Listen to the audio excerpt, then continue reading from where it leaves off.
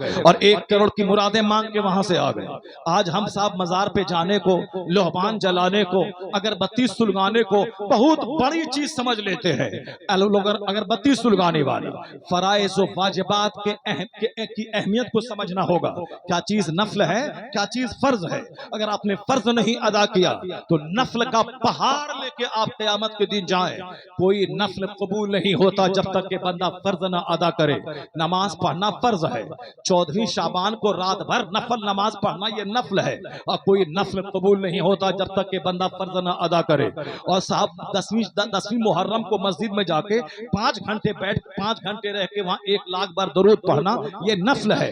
फजर, जोहर, असर, मगरिब पढ़ना ये फर्ज है, और कोई नफल कबूल नहीं होता जब तक कि बंदा फर्ज ना अदा करे। तो फर्ज छोड़कर कोई नफल काम नहीं आएगा, वह नफल मुअल्लक रहेगा। इसी को न समझने की वजह से कोई जुमरात के दिन फातिहा अपने घर में दिला दिया, सोचता है मैंने बहुत बड़ा काम किया, जन्नत मेरी पक्की हो गई। कोई अजमेर मोहल्ला चला गया, गरीब नवाज के आस्थाने पे चादर चढ़ा दिया, तो सोचता मैंने बहुत बड़ा काम किया, मेरे जन्नत खरीद के अजमेर से मैं आ गया।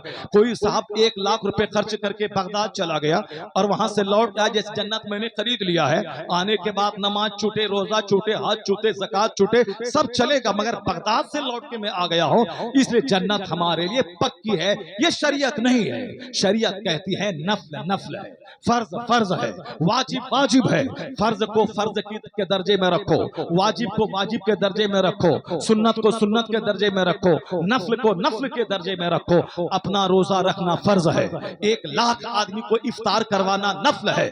अगर कोई बंदा हर दिन 1 लाख आदमी को इफ्तार पार्टी देता हो, यह नफल है।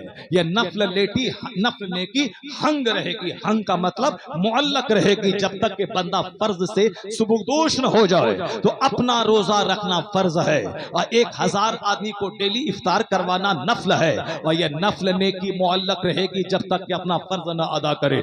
अपना हज करना फर्ज है, और 50 आलिमों को हज करवाना ये नफल है। साहब ये बंबई के सेठ हैं, हर साल 50 मौलाना को उम्रा करवाते हैं, 50 मौलाना को हज करवाते हैं, अपने पीर साहब को, अपनी मस्जिद के इमाम को हज करवाते हैं। दूसरों को हज करवाना नफल है। अगर फर्ज अदा करने के बाद ये नफल काम कर रहा है तब तो बहुत अजर अजीम का मुस्तहिक होगा, बहुत बड़ा सवाब मिलेगा।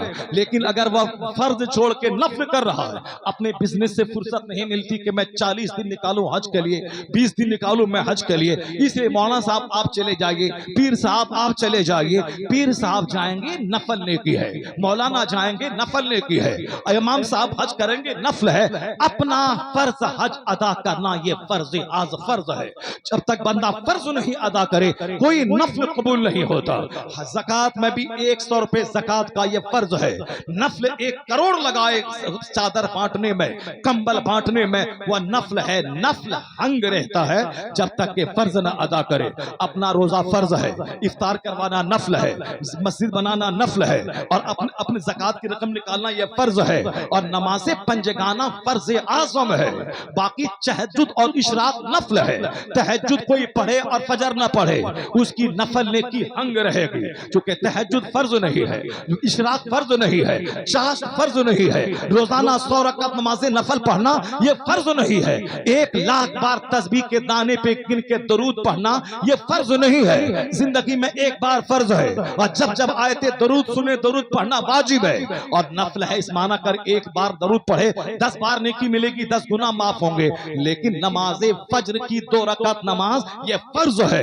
इसको छोड़कर 1 करोड़ बार वो कलमा पढ़े वह नफल है, और नफल हंग रहता है। इसलिए वह लोग जो तस्बीहात में लगे हैं, तिलावत में लगे हैं, नवाफिल में लगे हैं, और फर्ज के ताल्लुक से साहब गफलत के शिकार हैं। वह शरीयत को नहीं समझ रहा है, वह कुरान नहीं समझ रहा है, वह हदीस नहीं समझ रहा है। इसलिए मैं आज आपसे कहना चाहता हूं कि समझना होगा कि फातिहा नफल है, फर्ज नहीं है। नमाज फर्ज है, रोजा फर्ज है, हज फर्ज है, ज़कात फर्ज है, दरगाहों पे जाना फर्ज नहीं है। कोई सारी जिंदगी अजमेर नहीं जाए, क़यामत के दिन सवाल ना होगा कि तू अजमेर क्यों नहीं गया। कोई सारी जिंदगी बगदाद ना जाए, या सवाल ना होगा तू बगदाद क्यों नहीं गए। कोई सारी जिंदगी अपने मुर्शिद के मजार पे दरभंगा ना जाए, अल्लाह की कसम सवाल नहीं होगा कि तुम अपने मुर्शिद के मजार पे क्यों नहीं गए। क्यों? मजार पे जाना फर्ज नहीं है। अलबत्ता सवाल होगा कि तुम मस्जिद क्यों नहीं गए, तुमने जमात से नमाज क्यों नहीं पढ़ी, तुमने फजर क्यों नहीं पढ़ी, तुमने ज़ुहर क्यों नहीं अदा की। इन्ना अव्वल मा युहासबु बिहिल अब्द यौमल क़ियामति सलाह। अब हुजूर फरमाते हैं क़यामत के दिन सबसे पहला सवाल नमाज का होगा, और जो नमाज का जवाब देने में सक्षम रहा, कामयाब रहा, फक़द अफ़लहा व अंजहा, ही बिकेम सक्सेसफुल, वो कामयाब हो गया। और जो नमाज के बारे में पकड़ा गया, हुजूर फरमाते फक़द खाबा व खसिरा, व हिलाक और तबाह बर्बाद हो गया। हुजूर फरमाते बैनल अब्दे वल कुफ्रे तर्कुस सला, एक मोमिन और एक काफिर के दरमियान जो चीज फर्क पैदा करती है वह तर्के नमाज है। नमाज पढ़ने वाला मोमिन, नमाज छोड़ने वाला वह गैर मोमिन। हुजूर ने कहा कि क़यामत के दिन बेनमाजी का हश्र फिरऔन के साथ होगा, हामान के साथ होगा, कारून के साथ होगा, उमैया इब्ने खल्फ के साथ होगा। ये चार घटिया किस्म के काफिरों का नाम हुजूर ने लिया है। मुस्नद अहमद शरीफ की रिवायत में है कि बेनमाजी का हश्र इन चारों कुफ्फार के साथ होगा। इस हदीस की तशरीह में मुहद्दिस फरमाते हैं कि जो फिरौन चूंकि बादशाहत की वजह से काफिर हुआ, अल्लाह ने पूरे मिस्र का बादशाह बनाया था। जनाब मूसा अलैहिस्सलाम ने कहा कि तू अल्लाह पर ईमान ला, मुझको नबी मान, ये बादशाहत तेरे पास रहेगी। मगर उनके दिमाग में घमंड का कीड़ा काट रहा था, क्यों किसी खुदा को मानो, खुदा तो मैं हूँ, क्यों किसी नबी को मानो, मैं ही दूर जमीन का मैं बादशाह हूँ, खुदा हूँ। चुनांचे अल्लाह ने मोहलत दी 400 साल की। आज अगर कोई बादशाह जुल्म करता है और जुल्म करते हुए 14 साल हो जाता है तो हम घबरा जाते हैं, अपने खुदा से नाराज हो जाते हैं कि मेरा खुदा कहाँ है, मेरे रसूल कहाँ है, मेरा गौस कहाँ है। 5 साल गुजर गए, जालिम को सजा नहीं मिली, अगले 5 साल गुजर गए, जालिम को सजा नहीं मिली, फिर 5 साल का आगाज हो गया, जालिम को सजा नहीं मिली। अल्लाह कहाँ है?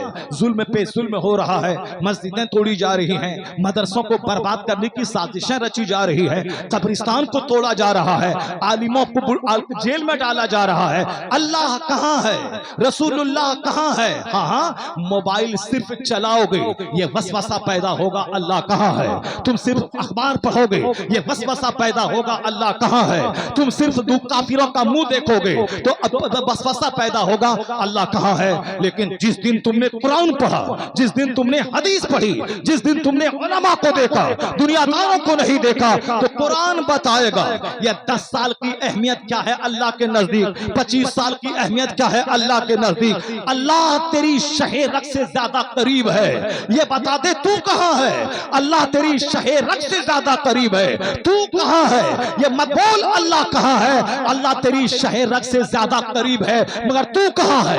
तेरी शादी कहाँ है? तेरा खतरा की तकरीब कहाँ है? तेरे घर की तामीर कहाँ है? तेरी बच्चों का पर्दा कहाँ है?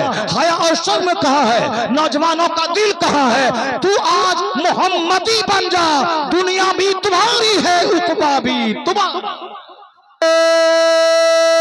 तकबीर, नारे रिसालत, फैज़ाने मखदूम अशरफ, मसलके आला हजरत, अशरफुल अंबिया कॉन्फ्रेंस। ये मत बोलना कि अल्लाह कहाँ है। हम तो माइल बकरम है, कोई साइल ही नहीं, राह दिखलाएं किसे कोई रहरवे मंजिल ही नहीं। चेहरा मोहरा सारा फिल्म के एक्टर जैसा, अल्लाह कहाँ है? लिबास सारा फिल्म के एक्ट्रेस जैसा, अल्लाह कहाँ है? मेरी माँ बहनों का रहन सहन कुफारो मुशरिकीन की खवातीन जैसा, अल्लाह कहाँ है?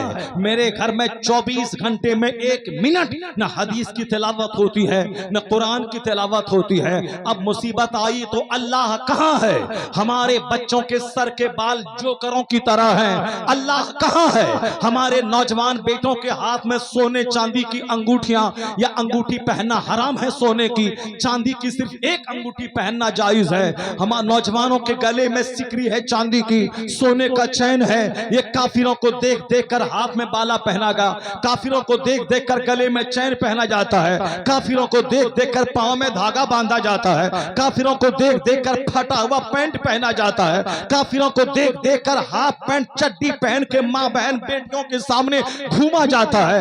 अपने बाल बच्चों को कुरान न पढ़ा के गले में टाई डलवा के यहूद और नसारा के स्कूल को आबाद किया जा रहा है। अल्लाह कहाँ है? मस्जिदें वीरान हैं, कहते हैं अल्लाह कहाँ है? मदरसा उजड़ गया, कहते हैं अल्लाह कहाँ है? खानका उजड़ गई, कहते हैं अल्लाह कहाँ है?